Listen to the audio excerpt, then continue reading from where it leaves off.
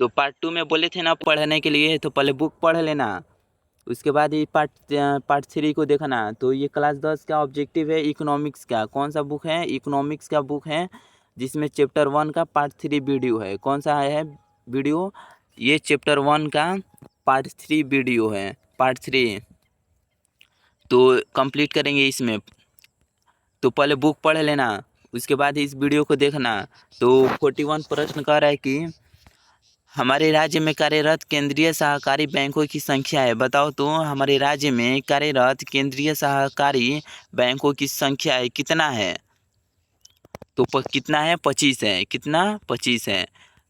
42वां प्रश्न कह रहा है कि प्रारंभिक कृषि साख समितियां, प्रारंभिक कृषि साख समितियां किसके लिए ऋण प्रदान करती है? कृषि के लिए प्रदान करती है। किसके लिए? कृषि के लिए प्रदान करती है। 43वां प्रश्न कह रहा है कि राष्ट्रीय कृषि एवं ग्रामीण विकास बैंक की स्थापना हुई। राष्ट्रीय कृषि एवं ग्रामीण विकास बैंक की स्थापना कब हुई? तो यह हुई 1982 में। कब हुई? 1982 में हुई। 44वां प्रश्न कर रहे कि रिजर्व बैंक ऑफ इंडिया का मुख्य कार्य है, क्या है? मुख्य कार्य, तो मुख्य कार्य क्या है? तो वो है साख मुद्रा का नियंत्रण, बैंकिंग व्यवस्था का नियमन और सरकार का बैंकर, यानी डी होगा इनमें से सभी। तो 45वां प्रश्न कह रहा है कि कृषि को दीर्घकालीन ऋण प्रदान करने वाली संस्था है, क्या है? कृषि को दीर्घकालीन ऋण प्रदान करने वाली संस्था है, तो क्या है? तो वो है भूमि विकास बैंक। भूमि विकास बैंक, सी नंबर इसका आंसर होगा। 46वां प्रश्न कह रहा है कि भारत में सहकारिता को प्रांतीय विषय बनाया गया है। प्रांतीय विषय बनाया गया है, कब बनाया गया है? यह बनाया गया है 1919 को। कब? 1919 को। 43वां प्रश्न कर रहा है कि भारतीय मुद्रा बाजार में किस प्रकार के ऋणों का लेन देन होता है? किस प्रकार का? तो यह किस प्रकार का लेन देन होता है? तो अल्पकाल होता है, अल्पकाल लेन देन होता है, यानी ए नंबर इसका आंसर होगा। 48वां प्रश्न कह रहा है कि राज्य वित्त आयोग का गठन किया जाता है।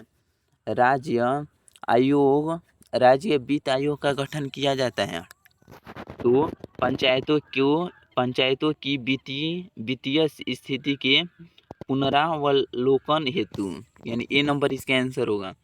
49वां प्रश्न कह रहा है कि कृषि तथा ग्रामीण विकास के लिए पुनर्वित्त करने वाली शीर्ष संस्था कौन है? तो नाबार्ड है। क्या है? नाबार्ड है, यानी 49 का बी होगा। आंसर बोलते चलो, पहले बुक पढ़ लेना, उसके बाद ही इस वीडियो को देखना। तो 51 नंबर प्रश्न कह रहा है कि 50 नंबर, ग्रामीण बैंक के संस्थापक कौन है? ग्रामीण बैंक के संस्थापक कौन है? तो वो है प्रोफेसर यूनस, यानी ए नंबर इसका पूरा नाम होगा प्रोफेसर मोहम्मद यूनस, ऐसे ही होगा। 51वां प्रश्न कह रहा है कि सहकारिता साख समिति कानून कब पारित हुआ? सहकारिता साख समिति कानून कब पारित हुआ? तो 1904 में हुआ। कब हुआ? 1904 में हुआ। 52वां प्रश्न कह रहा है कि बिहार में पहला क्षेत्रीय ग्रामीण बैंक कब स्थापित हुआ? भारत में पहला क्षेत्रीय ग्रामीण बैंक कब स्थापित हुआ? तो यह हुआ 1976 में। कब हुआ? 1976 में हुआ। 53वां प्रश्न कह रहा है कि 53 नंबर कि केंद्रीय सहकारी बैंक किस स्तर पर काम करता है? केंद्रीय सहकारी बैंक किस स्तर पर काम करता है? तो जिला स्तर पर काम करता है। जिला स्तर पर यह काम करता है। 54 नंबर प्रश्न कह रहा है कि प्राथमिक कृषि साख समिति कृषकों को किस प्रकार का ऋण प्रदान करती है? अल्पकालीन। कैसे? अल्पकालीन। ए नंबर इसका आंसर होगा। 55वां प्रश्न कह रहा है कि निम्न में कौन सा खाता विशेष रूप से व्यापारियों के लिए है? कौन सा खाता है? तो वो है चालू खाता। कौन सा है? चालू का खाता विशेष रूप से व्यापारियों के लिए है। 56 कह रहा है कि भारत में मौद्रिक नीति का निर्धारण कौन करता है? आंसर बोलते चलो, रुको मत, आंसर बोलते चलो, बोलोगे तभी ना याद होगा, बोलते चलो, बोलो तो 56 का क्या होगा आंसर? भारत में मौद्रिक नीति का निर्धारण कौन करता है? तो करता है, बताओ। तो भारतीय रिजर्व बैंक करता है। कौन करता है? भारतीय रिजर्व बैंक। सी नंबर इसका आंसर होगा। 57 नंबर प्रश्न कह रहा है कि क्षेत्रीय ग्रामीण बैंक की स्थापना कब की गई? क्षेत्रीय ग्रामीण बैंक की स्थापना कब की गई? तो 1975 में की गई। कब की गई? 1975 में। ए नंबर इसका आंसर होगा।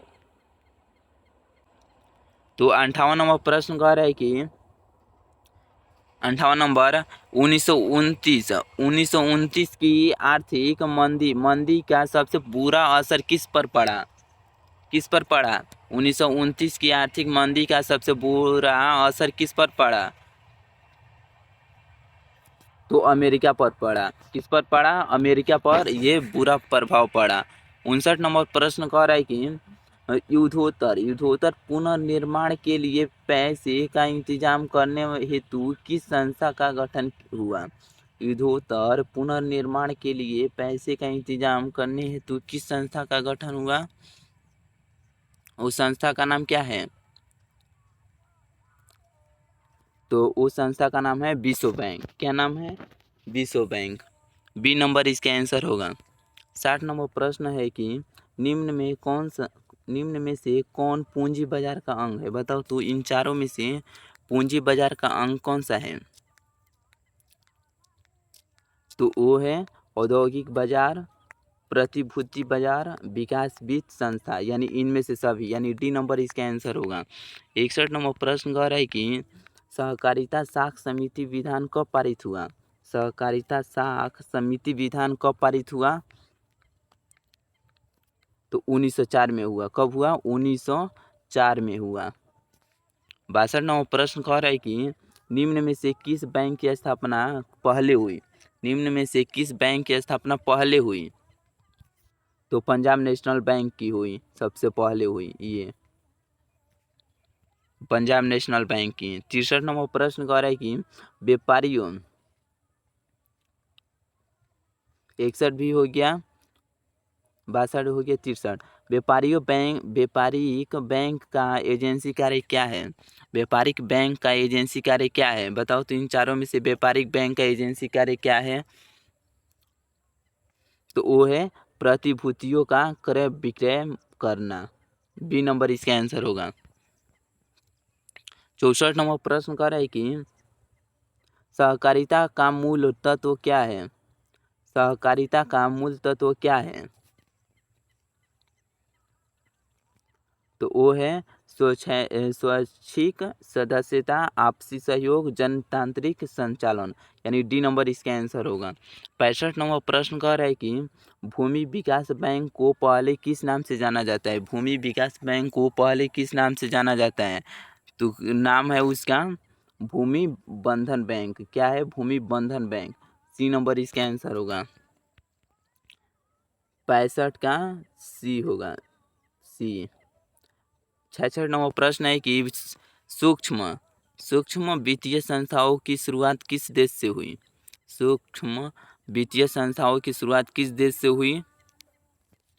तो है बांग्लादेश से। किससे? बांग्लादेश से। तो इसी के साथ वीडियो को ये चैप्टर एंड होता है। इतना ही था इस चैप्टर 4 का, इतना ही ऑब्जेक्टिव था।